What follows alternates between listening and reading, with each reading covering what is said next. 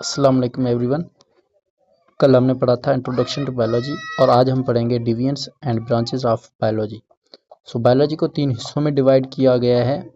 पहला जूलॉजी, दूसरा बॉटनी और तीसरा है माइक्रोबायोलॉजी। सबसे पहला है जूलॉजी।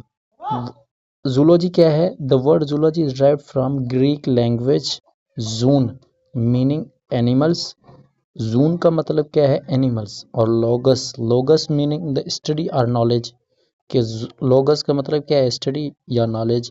तो it deals with the study of animals, कि एनिमल्स के बारे में हम पढ़ते हैं, उसे कहते हैं जूलॉजी।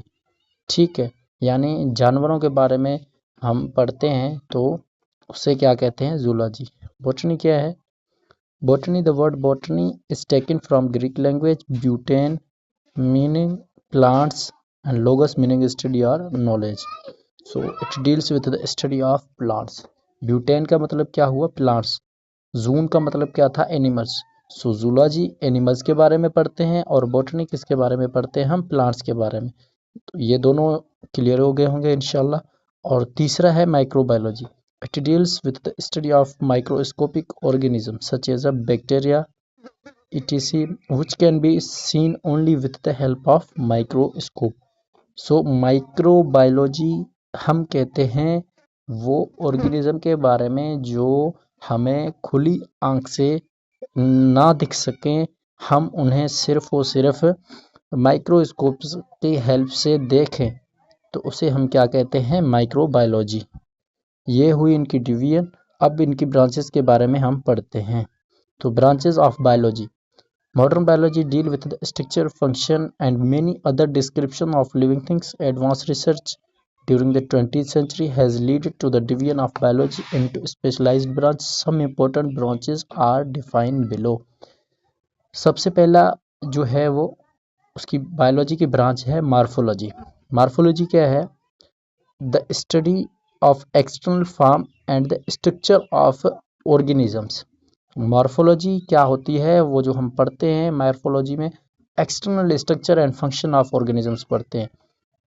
और एनाटॉमी होती है इंटरनल स्ट्रक्चर के the anatomy the study of internal parts of body.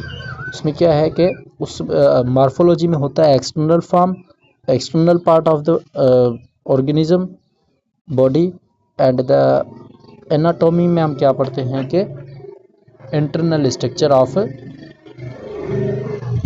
Internal part of body of living organism by cutting them open. उसको काट के हम क्या करते हैं? इंटरनल पार्ट के बारे में पढ़ते हैं, तो उसे हम कहते हैं एनाटॉमी। सेल बायोलॉजी क्या है? सेल बायोलॉजी में होता है the study of cell and its organelle.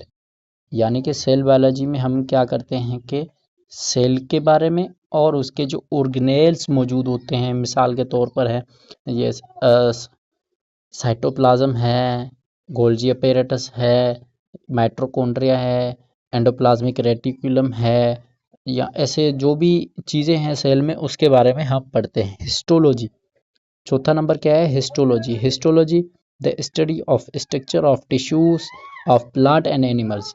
को हिस्टोलॉजी हम पढ़ते हैं टिश्यू के बारे में जो एनिमल और प्लांट में होते हैं। तो हम हिस्टोलॉजी टिश्यू के बारे में पढ़ते हैं जो एनिमल और प्लांट्स में मौजूद होते हैं। फिजियोलॉजी, फिजियोलॉजी होता है the study about function of living organisms. Physiology का मतलब है कि हम जो ऑर्गेनिज्म है, जानदार हैं, उनके जो काम होते हैं उनके बारे में हम पढ़ते हैं। फंक्शंस के बारे में, जो लिविंग ऑर्गेनिज्म के फंक्शन हैं उसके बारे में हम पढ़ते हैं, उसे कहते हैं फिजियोलॉजी। और टेक्सोनॉमी क्या होती है? The study of the rules, principle, grouping and naming the living organisms. So taxonomy में हम क्या करते हैं? रूल्स देते हैं, प्रिंसिपल करते हैं, ग्रुपिंग होती है, क्लासिफिकेशन होती है और नेमिंग होती है, जैसे बायनोमिन नोमेनक्लेचर होती है। वो सब कुछ क्या होता है उसमें, किस में पढ़ते हैं हम? वो पढ़ते हैं हम टेक्सोनॉमी में। और जेनेटिक्स क्या है? Genetics is the study of heredity, यानी कि हेरिडिटी के बारे में हम पढ़ते हैं, उसे कहते हैं जेनेटिक्स। हेरिडिटी है क्या? जो that is transferring of character from parents to offspring, के जिसे हम जिसके कैरेक्टर ट्रांसफ़र होते हैं पेरेंट्स से ऑफस्प्रिंग, यानी कि वालिदैन से कैरेक्टर ट्रांसफ़र होते हैं उनकी नस्ल दर नस्ल में। और डेवलपमेंटल बायोलॉजी क्या होती है कि डेवलपमेंटल में हम पढ़ते हैं एम्ब्रियो के फॉर्मेशन और डेवलपमेंट ऑफ एम्ब्रियो के बारे में, the study of formation and development of embryo. तो इसका दूसरा नाम ये भी है कि एम्ब्रियोलॉजी भी इसे कहते हैं। तो इसे डेवलपमेंटल बायोलॉजी और एम्ब्रियोलॉजी भी कहते हैं। नंबर 9 है environmental biology, the study of relationship between a living organism and non-living factor of environment and their effects on each other। के environmental biology में हम क्या पढ़ते हैं कि environment में जानदार भी रहते हैं और नॉन लिविंग भी रहते हैं और लिविंग भी रहते हैं। सो इनके जो अफेक्ट होते हैं एक दूसरे पर वो भी हम पढ़ते हैं, और जो फैक्टर होते हैं नॉन एनवायरनमेंट में या नॉन लिविंग थिंग्स में या लिविंग थिंग्स में, सो उनके जो रिलेशनशिप होते हैं उनके बारे में हम पढ़ते हैं। नंबर 10 है पैलियोंटोलॉजी। पैलियोंटोलॉजी कहते हैं the study of remote past organic life with the help of fossil fuels.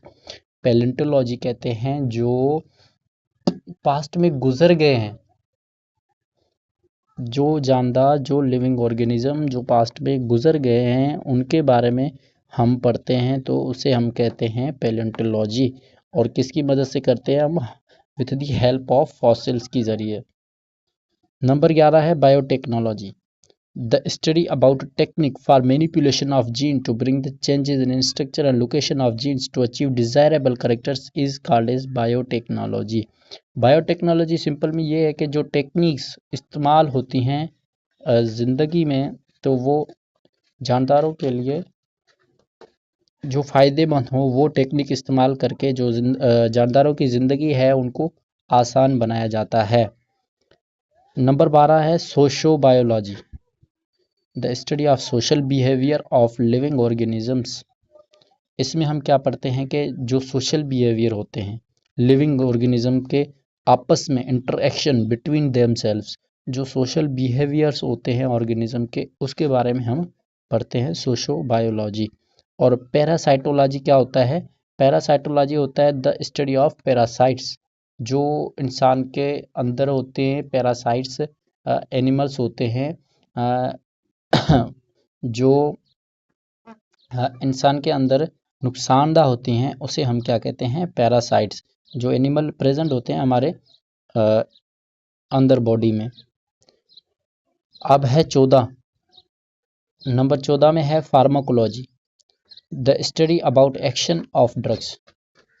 Pharmacology हम पढ़ते हैं किसके बारे में? ड्रग्स के बारे में, कि ड्रग्स का एक्शन के बारे में हम पढ़ते हैं, उसे कहते हैं फार्माकोलॉजी।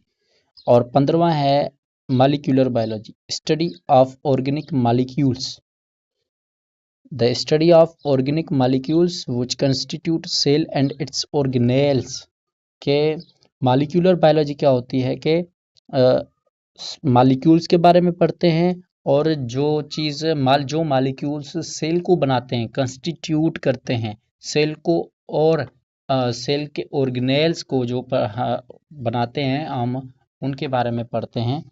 तो ये आज की इतना ही काफ़ी है। तो इंशाल्लाह उम्मीद है आप सबको समझ में आया होगा, और चैनल को लाइक और सब्सक्राइब करें। Thank you very much. So मिलते हैं अगली वीडियो में।